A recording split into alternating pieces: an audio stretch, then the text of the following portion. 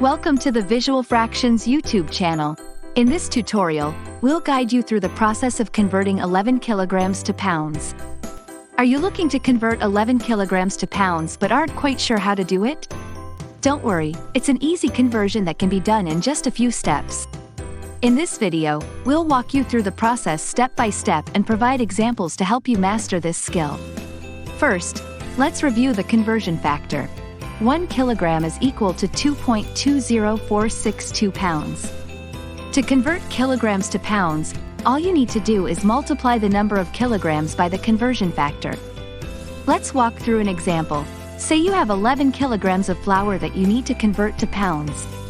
We start by multiplying 11 by the conversion factor of 2.20462. This gives us approximately 24.25082 pounds. And that's it, we're done. 11 kilograms of flour is equal to approximately 24.25082 pounds. But wait, what if you need to convert 11 pounds of sugar to kilograms? Don't worry, we've got you covered. To convert pounds to kilograms, you need to divide the number of pounds by the conversion factor of 2.20462. Let's walk through an example of how to convert 11 pounds of sugar to kilograms. We start by dividing 11 by 2.20462. This gives us approximately 4.98951 kilograms.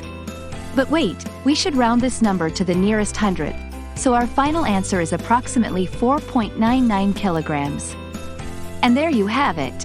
Converting 11 kilograms to pounds and 11 pounds to kilograms is simple once you know the conversion factor. With a little practice, you'll be converting between kilograms and pounds in no time.